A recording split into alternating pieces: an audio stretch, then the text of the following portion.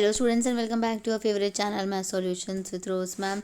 आज की क्लास में हम करेंगे कक्षा 9th की गणित विषय की कार्यपत्रक नंबर 80 और जिसकी आज की हमारी डेट है ये 1 फरवरी 2022 और हमारा टॉपिक है एक लंबे वृत्तीय शंकु का पृष्ठीय क्षेत्रफल। तो लास्ट वर्कशीट में हमने आयतन निकालना सीखा था बेलन का, और हम इस वर्कशीट में बच्चों पृष्ठीय क्षेत्रफल निकालना सीखेंगे लंब वृत्तीय शंकु का यानी कोण का।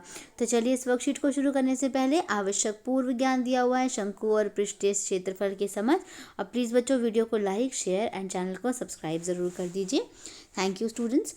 इन आकृतियों को देखकर आप समझ ही गए होंगे कि ये आकृतियाँ क्या कहलाती हैं। ये दोनों आकृतियाँ कोण कहलाती हैं। दी गई आकृतियाँ एक लंब वृत्तीय शंकु यानी राइट सर्कुलर कोण के उदाहरण है। आकृति 1 में बिंदु ए यानी ये वाली आकृति में इस लंब वृत्तीय शंकु का शीर्ष वर्टेक्स कहलाता है। ए जो है वो वर्टेक्स है। ए बी इसकी ऊंचाई और बी सी आधार की त्रिज्या है। बी सी आधार की त्रिज्या ये रही और ए बी जो है वो ऊंचाई है। ए सी इस शंकु की तिर्यक ऊंचाई है और जो ये ए सी है ये शंकु की तिर्यक ऊंचाई है। इसके बाद शंकु से हमारा तात्पर्य लंब वृत्तीय शंकु से ही होगा। आइए अब हम शंकु का पृष्ठ क्षेत्रफल का पता लगाते हैं। फर्स्ट स्टेप है, हमने एक कागज से बने शंकु के उसके शीर्ष से वृत्तीय भाग तक सीधा काट लिया। दूसरा, जिस भुजा या किनारे के अनुसार हम शंकु को काटेंगे वह उसकी तिर्यक ऊंचाई होगी। तीसरा, वक्रीय भाग जिसके अंत बिंदु ए और बी हैं वह शंकु का वृत्तीय आधार था।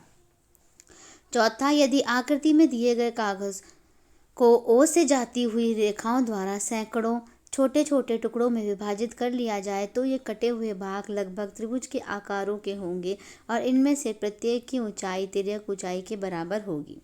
अब प्रत्येक त्रिभुज का क्षेत्रफल बराबर हाफ इंटू प्रत्येक त्रिभुज का आधार गुणा एल।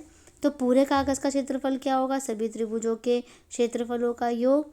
तो सब चीज़ें मिलाकर इस आकृति के वक्रीय भाग को बनाते हैं, परंतु इस वक्रीय भाग से शंकु का आधार बनता है।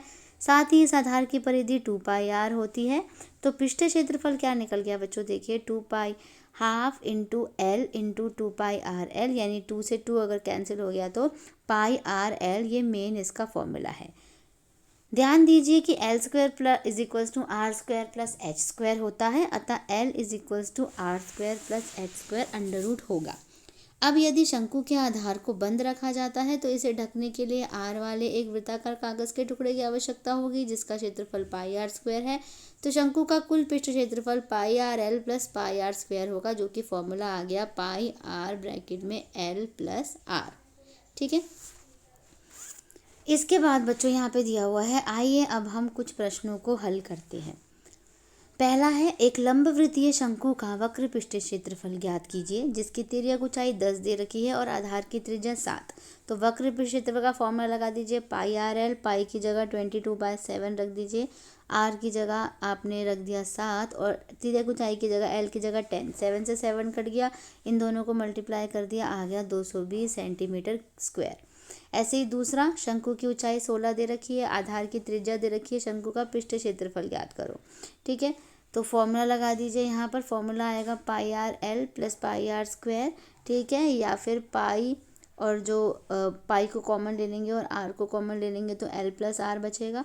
पाई की वैल्यू रख दीजिए, आर आपको दे रखा है 12, एल दे रखा है आपको 16 प्लस 12।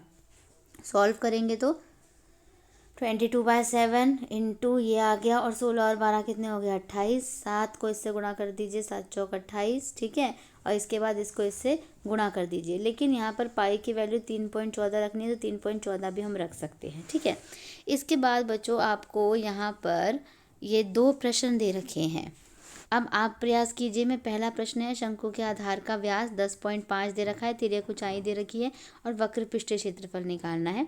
और दूसरे में शंकु का कुल पृष्ठीय क्षेत्रफल ज्ञात करना है, तिर्यक ऊंचाई दे रखी है और आधार का व्यास दे रखा है। ठीक है, तो चलिए बच्चों हम इस क्वेश्चन को सॉल्व कर लेते हैं।